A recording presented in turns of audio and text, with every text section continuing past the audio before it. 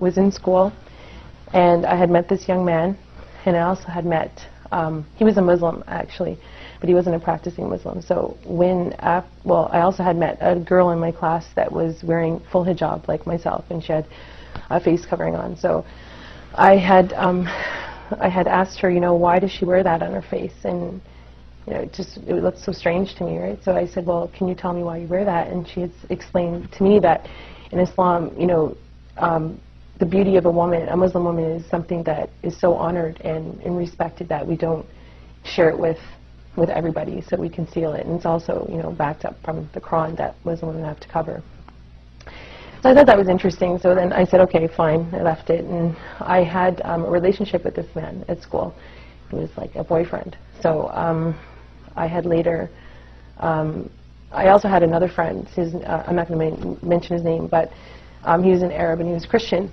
And he thought, I guess at the time, that I was going to convert to Islam because I had this boyfriend. And even though I had no interest really about Islam, right? So he actually prompted me to learn about Islam, because he used to bring, like, he used to work at this gas station close to my neighborhood, and he used to bring me information protesting, going completely against Islam, saying that Muslim women are, like, I guess I should be honest and say exactly what he said, that are whores, and that they're allowed to have more than one man, right? And this is actually coming from the Quran, he said. So I said, oh, I said to this guy, I'm like, I really don't think that's true. I said, because, like, my reference point back to the girl at school, I said, it doesn't make any sense, right? And I said, why would she cover if she was promiscuous? So I said, well, I don't know about that. So I said, and I guess in his mind, he was trying to get me away from, you know, converting, because he thought, you know, because of this Muslim boyfriend, he was going to marry me, or it was like he was in a panic, you know, like telling me, bringing literature to me. He would bring literature to my mother at the store and pass it up to my mother. So I said, you know, I don't even want to read this. I said, I'm not interested in anything about this. So anyway, I just said, I got fed up, and that made me interested. So I decided to go to the mosque and find out about what Islam was. And to be honest, I didn't really find out too much from there. And I thought, you know, from what I did learn, that he was wrong. There was nothing in the Quran that stated that Muslim women are allowed to be promiscuous in any way. So I thought my journey ended, but it didn't. It actually just begun from there. So I went back, and I later found out that, you know, I was pregnant for the Muslim guy at school, and but he left me. So I was now 5 months pregnant, and I was on the subway going to this new school. And from there, I looked up. I was sitting on the subway, and I looked up, and I saw Salia, the girl that I had met with the full hijab at school before. And I'm like, oh, I said, hi, how are you? And she's like, fine. And I said, where are you going? And she's like, very good friends. And I learned a lot about Islam from her. And it was never, you know, I wasn't really, like, before going to the masjid or the mosque and inquiring for myself, you know, Islam just came to me now. And, you know, I became friends with her and a few other girls at school, and she would often invite me, you know, to her house, and I learned so much about Islam, you know, the character of a Muslim, and, you know, and also I found very interesting was that she actually memorized the Quran, which was, like, to me, just a book at the time, and it was like word for word, she memorized it, and I was like, wow, this is amazing. So I wanted to know, like, what was in this book? You know, what was so amazing about a book that someone would memorize word for word? And, you know, there's just so many things that, you know, that amazed me. And being around a Muslim person, a practicing Muslim person, do you see the beauty of Islam? And I don't know how to sum that up or give you one particular point, but I would go to her home, and I would see how she would interact, how she would dress, how she would eat, even how she prayed. I mean, I was out with them numerous times where she would, you know, say, oh, Crystal, you know what, I have to go pray. I have to find a place to pray.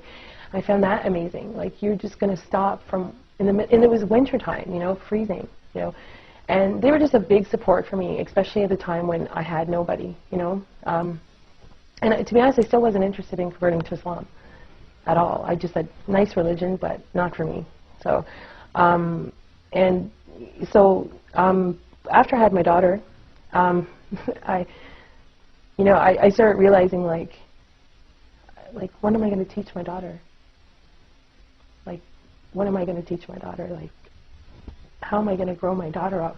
I'm going to cry because it's emotional. So, anyway, And the guy, he never came back. So I didn't really know how to, you know, raise this beautiful baby that I had. So, and I remember back to how Saliha was and how her parents raised her, and I just saw this, you know, another way of living, right, other than my way, which was basically just you live and you do whatever you like in this world. You want to do this, you go do it. There's no direction in life. So I decided to look more into Islam at that point on my own, you know. So Saliha now got pregnant, and she started working at the masjid, just not far from here. And I said, well, Saliha, I'm going to pop over, and you know, every day, because I was home with my daughter, and I said, let me just come over and, you know, we'll talk about the Quran. I want to know more about it. It was hard. It was hard to find the concept of, you know, what is God. And from these experiences that I had at the masjid, I came to realize that there was a God. And you know, one day I decided, you know, to go to the mosque. My daughter was 6 months at this point, and I was there and I was in the room, and you know, like, I was serious. I really wanted to know about this religion before I converted, because I never was baptized before. I never had any, you know, conversion to any religion. So I wanted to find out, you know, really, was this for me, you know? And from there, I was there one day, just, you know, like every other day, just visiting her in the office and talking about Islam and God and who He was, and you know, what Islam can offer me and my daughter. And so one day there was a funeral of a baby girl. And from there I just thought, life's so short, you know, like, you have to really make a decision about. I accepted Islam, right? But I didn't know how to pray. You know, I didn't even have Islamic clothes. I was going back home now to, you know, my house. That was my mother. How was I going to explain that to my mother? My life is different because, well, I just think of one thing. Maybe this might be not the best thing to say, but health-wise, I'm so much more healthy. I used to smoke. I don't have to say that, but I used to smoke and I used to drink. I used to get sick to my stomach from drinking. I don't drink anymore. I haven't tasted a drop of alcohol. I haven't smoked. Alhamdulillah. It's just, you know how many times I tried to quit smoking? I smoked for like 11 years, and I tried and I tried and tried and tried. I am a successful non-smoker right now, and I just owe that to God, because there's no way I could have done it, like, especially, you know, with the support of the type of people I'm around, you know.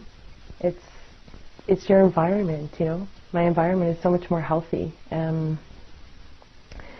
I have direction in my life. I have more spirituality in my life. Like, I feel that I know why I'm here, you know.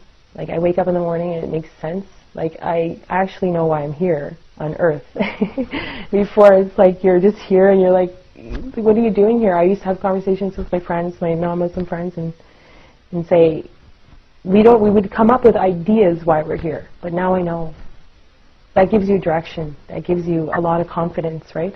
That you're not alone. And so I'm better spiritually, mentally, emotionally. My daughter, you know, I see a future that is with God in her life, not like how I grew up. And that entails many, many positive things, you know. I always dream, like, you know, she's going to grow up and she's going to be better than me, you know, like, much better. You know, she won't go through all the things that I went through, because she's going to be protected by Islam. You know, like, drinking wouldn't be in her life. Having boyfriends, maybe having children without someone there with her, you know, like what I went through. You know, I want her to know the value of herself, and I think she will. Islam will teach her the value of who she is. Islam will teach her